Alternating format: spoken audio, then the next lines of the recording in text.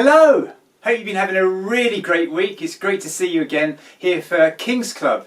Hope you've been able to go out for your daily exercise. Hope you're still looking after yourselves, making sure that you wash your hands properly for 20 seconds. Hope you're still being able to have fun at home. I couldn't film King's Club in the loft this week because we couldn't get into the church. So I'm filming this at the end of our garden. And last week we looked at the helmet of salvation. It was the last part of our looking at the armour of God. So we've got 1 week before we start a brand new programme. But today we're still going to be thinking about things that we put on. And we've got a new Bible bit for you, so we'll put that on the screen. So a new Bible bit is from the book of 2 Corinthians 5 verse 17. And it says this: anyone who belongs to Christ has become a new person. The old life is gone, a new life has begun. Let's say that all together on the count of 3. 1, 2, 3. Anyone who belongs to Christ has become a new person. The old life is gone, a new life has begun. And that's from 2 Corinthians chapter 5 verse 17. Now, talking about clothes, we all like to look good, don't we? Have a look at this advert. It's an old Christmas advert from Marks and Spencer's. Let's take a look at this together.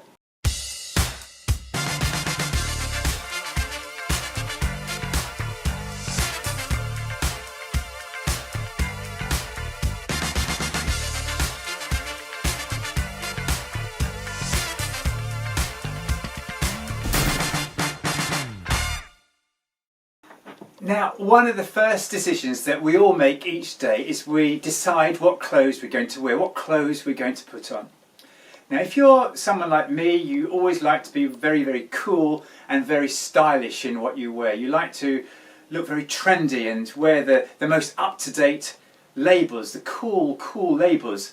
Let me show you some of the clothes that I've found in my wardrobe. Let me bring them over here to show you. So how about this one? Look at that shirt, what a beauty that one is. Nice floral design, it's even got a bit of denim on the back there. And a little tie that I think suits that just beautifully. A nice tie there. And what else have I got? Look at this shirt, look at this one. This shirt I had handmade for me. It's got a drum on it, it's got birthday cakes, the sun, a cricket bat, guitars, ice cream cones.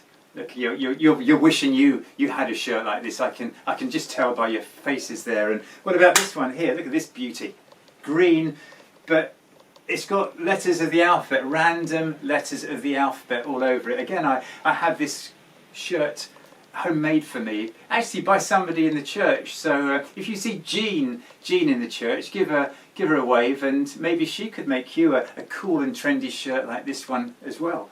And then I got some waistcoats. So I got a real kind of collection of waistcoats, and I'm sure you'll love every one of them. Look at this nice patterned waistcoat that I've got there. What else have we got? A nice kind of a tartan, kind of a Scottish feel about this one here. This one rather posh, if I don't say so myself. I do say myself, you know what I mean. It's maybe one that you might wear to a wedding. And then look at this. I think this may well be my favourite one, a Mickey Mouse waistcoat there. So beautiful.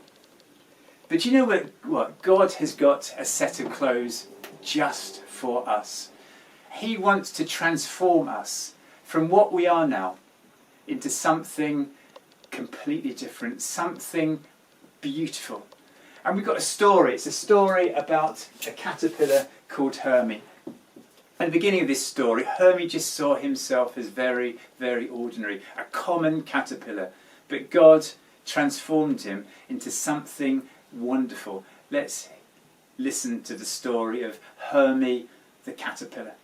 "Wow," said Hermie the caterpillar as he tilted his head and looked at the tree above him. A beautiful butterfly was resting on a large green leaf. His brightly coloured wings were covered with dazzling white spots. Hermie held his breath and whispered to himself, "He's about to fly." And with a lift of his wings he was in the air, circling softly in the summer sky. Oh, how I'd love to fly like that, Hermie wished. He watched until the butterfly was a speck in the sky. Then Hermie sighed and turned away. Now, as a rule, caterpillars aren't very exciting, but Hermie was even more ordinary than most. Some caterpillars have spots, not Hermie. Some caterpillars have stripes, not Hermie. He had nothing but smooth green skin and a bunch of feet. Hermie was a common caterpillar. He ate common leaves, squirmed through common grass, did common stuff. Hermie was a common caterpillar. Hermie did one thing, however, that was uncommon. He talked to God. He talked to God about all sorts of things, and God would talk back to Hermie. Of course, he didn't really hear God out loud. God spoke to his heart. Late at night, when the other caterpillars were asleep, Hermie would crawl out from his bed and stare at the sky and talk to God. God, why did you make me so common? Other caterpillars have stripes. Some have spots. I even saw one with spots and stripes. But me, I don't have anything. I'm just Hermie. And I'm just Wormy, said a nearby voice. Hermie turned and saw a caterpillar that looked like him, no spots, no stripes, another common caterpillar, his friend Wormy. Once Hermie had told the other caterpillars that he talked to God, and they laughed, but not Wormy. He understood. That's how they'd become friends. Wormy talked to God too. And when Hermie and Wormy felt common, God would tell them, "Don't worry, I love you both just the way you are, but I'm not finished with you yet." And so they would feel better for a while, but then something else would happen and they would feel common again, like the day they met an ant. The ant was smaller than either of them, but on his shoulder was a big pine cone. They were amazed at the strength of the ant. "My," Wormy exclaimed, "how'd you carry such a big load?" "It's how God made me. He made me strong." And off marched the tiny ant with the big load. That night, Hermie and Wormy asked God, "Why can't we be strong like the ant? We could never do what he could. Why did you make us so common?" God's answer was the same as always. "Don't worry, Hermie and Wormy, I'm not finished with you yet. I'm giving you a heart like mine." And they felt better, at least until they saw a snail. One afternoon the sky opened up and the rain drenched the ground. The two friends hurried as fast as they could to find a dry place. Suddenly they heard a low, scratchy voice. "Looks like you're in a hurry." Hermie and Wormy stopped. They looked all around but saw no one. "Did you hear something?" Hermie asked. "I did," Wormy replied. That's when Hermie saw the head of a snail, peeking out of his shell. "Look, Wormy, over there by that rock." "Greetings," said the snail. "Looks like you're trying to get out of the rain." "We surely are," Hermie asked. We're getting soaked."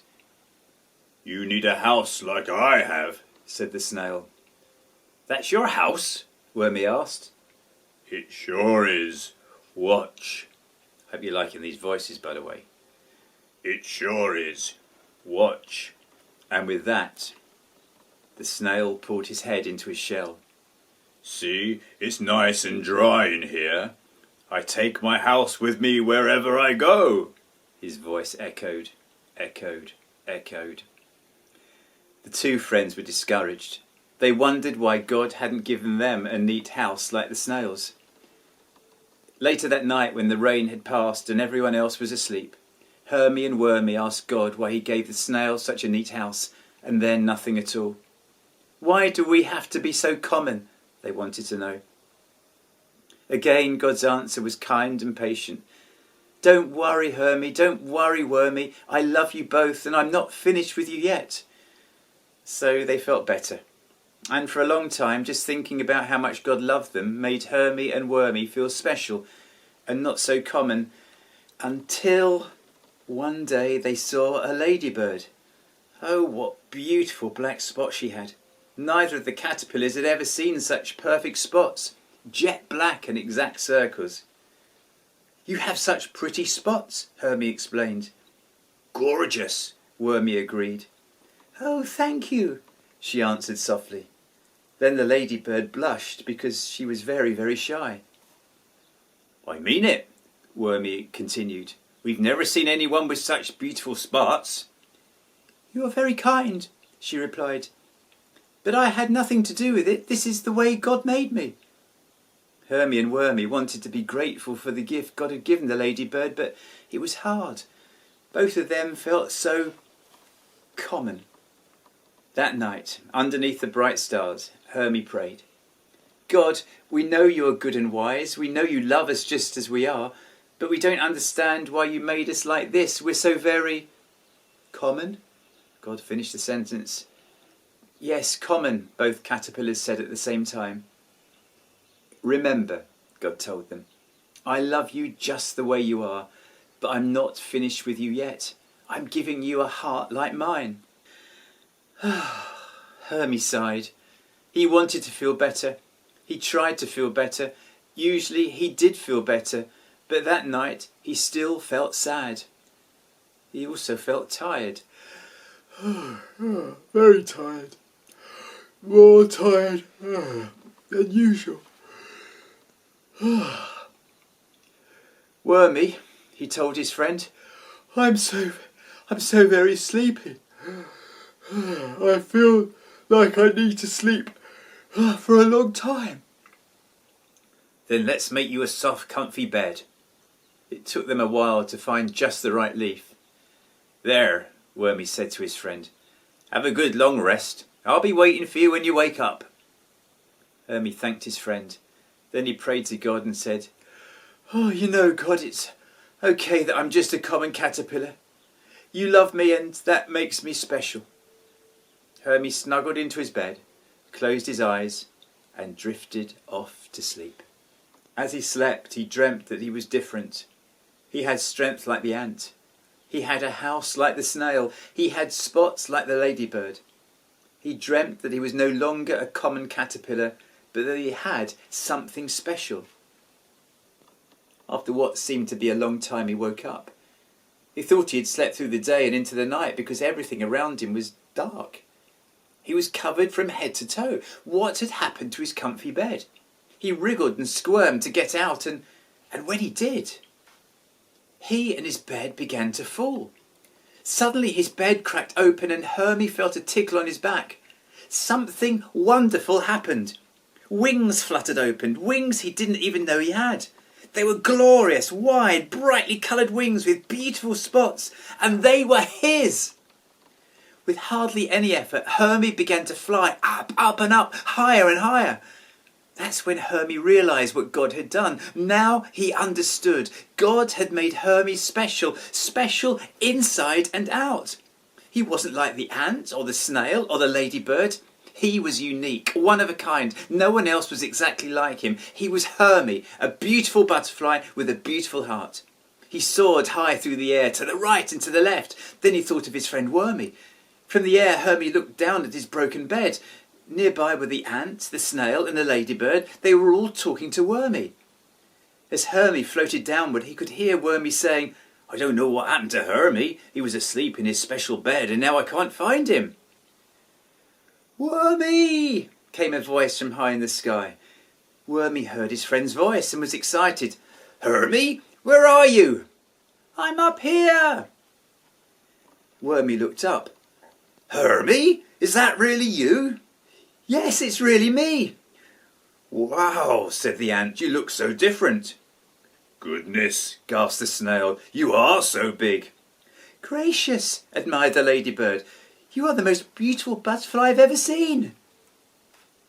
God was not finished with me after all, Hermy announced. Then he flew down and stopped right next to Wormy. He gave a big butterfly grin and whispered, Wormy, God loves you the way you are, but guess what? God is not finished with you either, my friend. You don't think so? I know he's not. You know, you may be right. I'm starting to feel pretty sleepy too. Wormy yawned a big yawn. Hermy smiled a big smile. And that's the end of the story of Hermy, a common caterpillar who wasn't so common after all.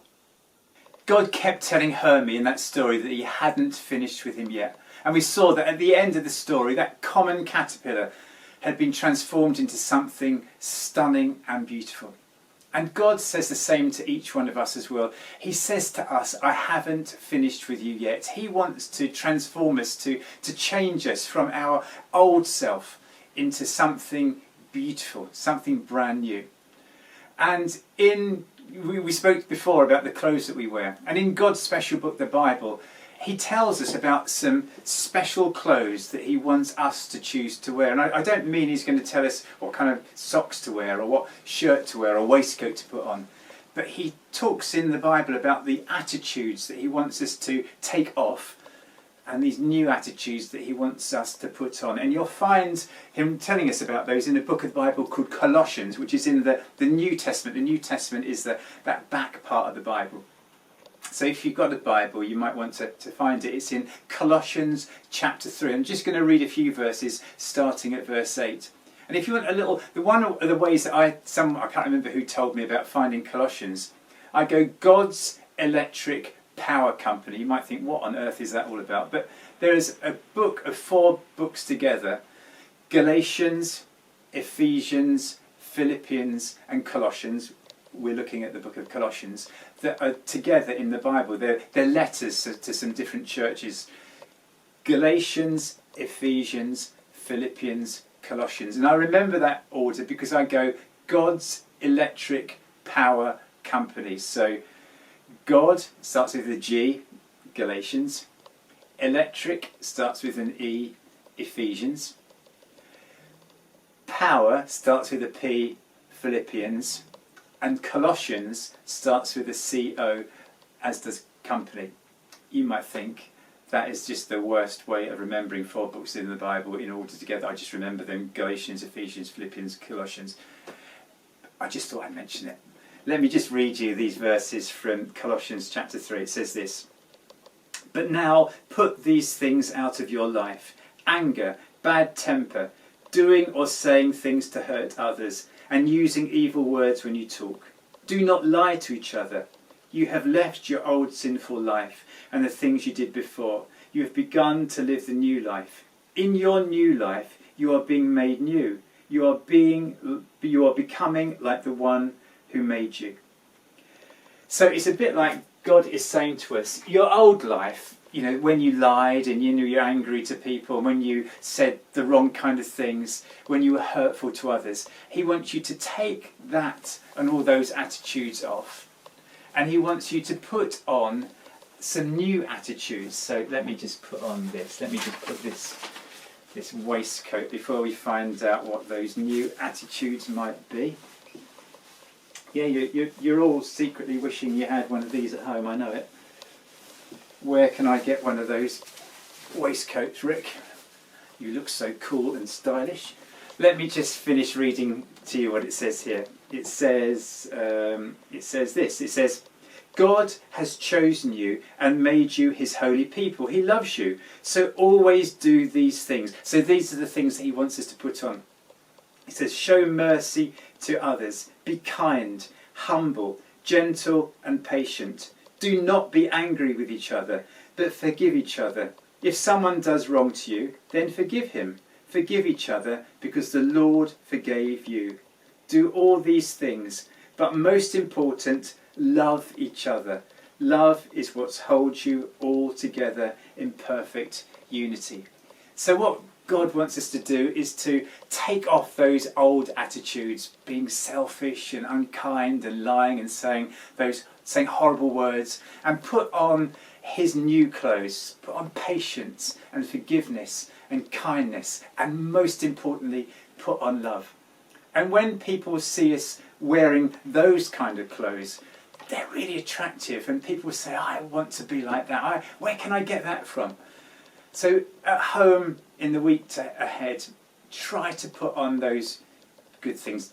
Don't be irritable or selfish or squabbling or saying unkind things, but try to be patient, try to be loving, try to be gentle, try to forgive other people. And that way, people will see us and think, there's a real difference being made in your life. I would like that difference too, just as Hermie, that common caterpillar, became something beautiful at the end of that story. I think we should say our Bible bit one more time, and maybe we could try to put some actions together, or maybe you could try to put some actions together where you are at home. Let's just remind ourselves of it on the screen first of all. Remember, it's from 2 Corinthians chapter 5 and verse 17, and it said this: anyone who belongs to Christ has become a new person. The old life is gone, a new life has begun. So what actions can we do? And by the way, when we get to that word old, I don't want any of you to start pointing at the screen, okay? Just warning you there. So let's have a go. It goes, anyone who belongs to Christ has become a new person. The old life, I'm watching you, the old life is gone, a new life has begun. Listen, have a really fantastic week, and we'll see you next time. See you next time. Bye everyone.